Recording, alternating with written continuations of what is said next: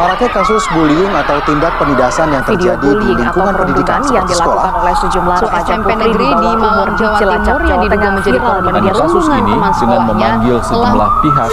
Bullying pihak merupakan sekolah para ekspresi remaja menyimpang putri. pada anak dalam upaya pencarian jati diri. Peran pendidikan di keluarga dan sekolah sangat bullying atau diperlukan sebagai perundungan. penyeimbang.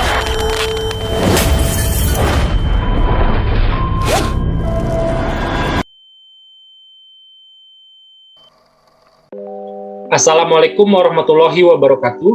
Perkenalkan, nama saya Azwar Farel Wirasena dengan NIM 120-221-3125 dari kelas SI 4509. Pada kesempatan kali ini, saya akan menjelaskan tugas besar mata kuliah kepemimpinan dan komunikasi interpersonal. Tugas besar KKI saya di sini berjudul Dampak Cyberbullying Victimization terhadap Kesehatan Mental Remaja. Oke, yang pertama, langsung saja, di sini terdapat penjelasan cyberbullying.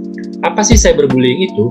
Cyberbullying mengacu pada tindakan menyakiti orang lain melalui teknologi informasi dan komunikasi atau yang lebih dikenal dengan media sosial secara berkala atau berulang.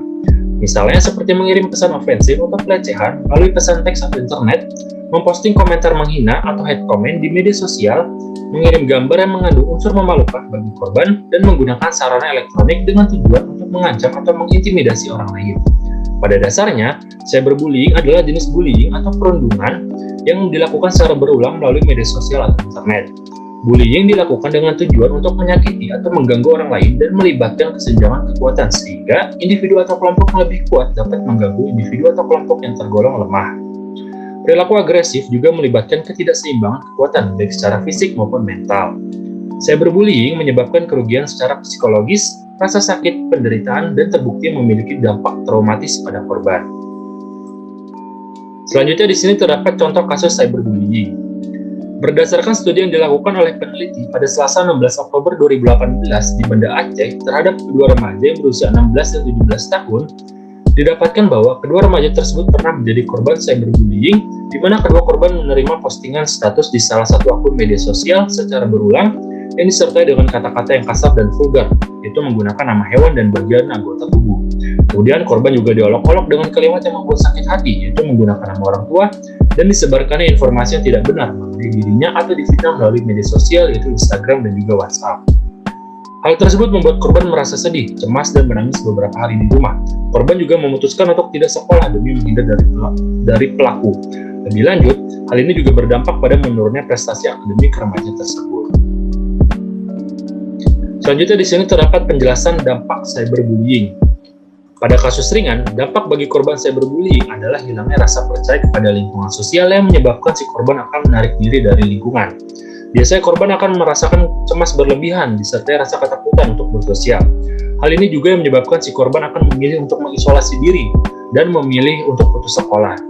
Sedangkan pada kasus yang lebih berat, korban akan merasakan stres dan jika tidak ditangani dengan cepat, maka akan membuat korban menjadi depresi sehingga korban akan merasakan rasa cemas yang berlebihan, trauma dalam menjalin hubungan sosial, bahkan membuat korban kehilangan rasa percaya diri untuk berhubungan secara sosial dengan orang lain.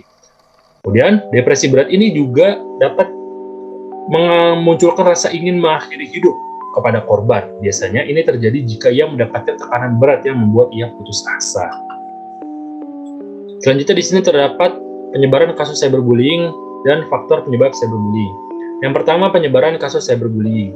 Dikutip dari Jurnal Psikologi dan Kesehatan Mental tahun 2020, bahwa di Indonesia jumlah remaja menjadi korban cyberbullying dilaporkan sebesar 80% dan hampir setiap harinya remaja mengalami cyberbullying. Kasus cyberbullying yang seringkali terjadi adalah hate comment di media sosial. Selanjutnya yang kedua, faktor penyebab cyberbullying. Berdasarkan survei yang dilakukan oleh Ditch the Label, diperoleh kesimpulan bahwasanya media sosial Instagram merupakan platform dengan tingkat cyberbullying tertinggi.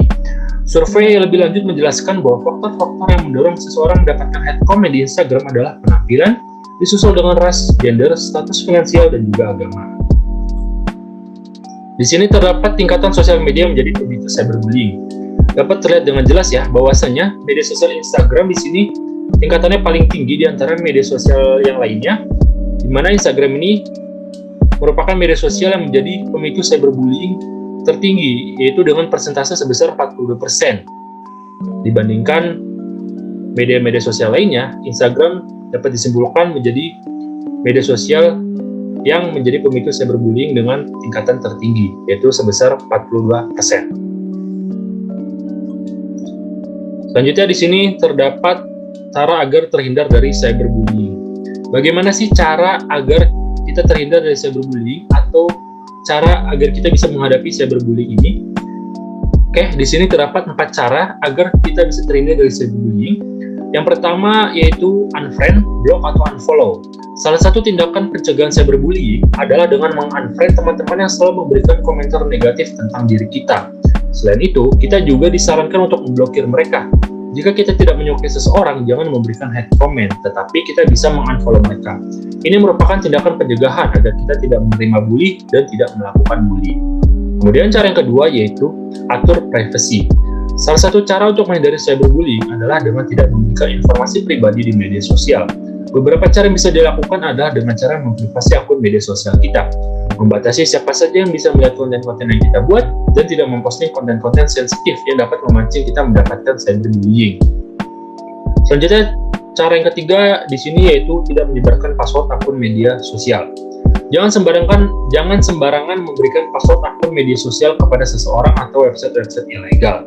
Hal ini dilakukan dengan tujuan agar keamanan data kita dapat terjaga dengan baik.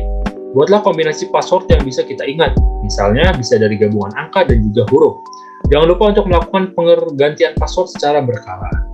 Dan cara agar terhindar dari cyberbullying yang keempat adalah pertimbangkan sebelum memposting atau mengirim foto. Tidak jarang kasus cyberbullying berasal dari korban itu sendiri. Biasanya, hal ini terjadi akibat kebiasaan tidak memfilter postingan, khususnya foto dengan baik. Akibatnya, beberapa foto yang diposting mungkin bisa menjadi objek bully bagi sebagian orang. Maka dari itu, usahakan untuk selalu mempertimbangkan foto terlebih dahulu sebelum mempostingnya. Hal ini juga berlaku ketika ingin mengirimkan foto kepada orang lain. Dengan begitu, kita bisa menghindari kemungkinan untuk menjadi korban cyberbullying oleh orang lain. Itulah 4 cara agar kita bisa terhindar dari cyberbullying. Oke, selanjutnya di sini terdapat kesimpulan dan juga saran. Yang pertama, kesimpulan. Berdasarkan atas materi yang telah dijelaskan sebelumnya, maka dapat disimpulkan bahwasanya maraknya kasus cyberbullying di Indonesia dikarenakan adanya kecenderungan orang-orang untuk mengekspos kehidupan pribadi di media sosial dan menjadi target cacian serta hujatan dari para pelaku cyberbullying. Ada banyak dampak yang diberikan oleh kasus cyberbullying ini. Pada kasus yang ringan, cyberbullying memberikan dampak berupa hilangnya kepercayaan diri pada korban. Sedangkan pada kasus yang cukup berat, cyberbullying dapat menyebabkan terganggunya kesehatan mental seperti gangguan kecemasan, depresi, dan bahkan yang paling berat adalah percobaan bunuh diri. Di lingkungan masyarakat, cyberbullying kerap dianggap masalah yang sepele. Padahal, seperti yang kita tahu bahwasanya cyberbullying ini dapat menimbulkan efek yang begitu fatal bagi para korban cyberbullying. Selanjutnya, yang kedua yaitu saran. Berdasarkan kesimpulan yang telah dijelaskan sebelumnya, maka terdapat saran yang dapat diberikan. Yang pertama yaitu perlu adanya penyuluhan ke masyarakat, terlebih siswa-siswi di sekolah tentang buruknya dampak kasus cyberbullying. Yang kedua yaitu pemerintah perlu sangat tegas dengan hukuman dan sanksi terhadap pelaku cyberbullying agar memberikan efek jerah. Dan saran yang ketiga yaitu orang tua perlu melakukan pengawasan yang ketat kepada anak, baik yang masih di bawah umur maupun tidak, tentang penggunaan sosial media. Hal ini dilakukan dengan tujuan agar orang tua bisa mengetahui apakah anaknya terlibat kasus cyberbullying atau tidak, baik sebagai pelaku maupun korban cyberbullying. Oke? Ya.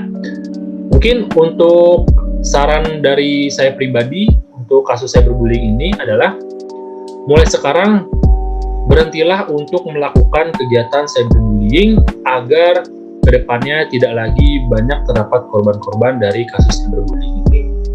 Oke, mungkin itu saja yang bisa saya jelaskan tentang materi dampak cyberbullying victimization terhadap kesehatan mental remaja. Kurang lebihnya mohon maaf. Wabillahi taufiq wal hidayah. Wassalamualaikum warahmatullahi wabarakatuh. Stop bullying. Terima kasih.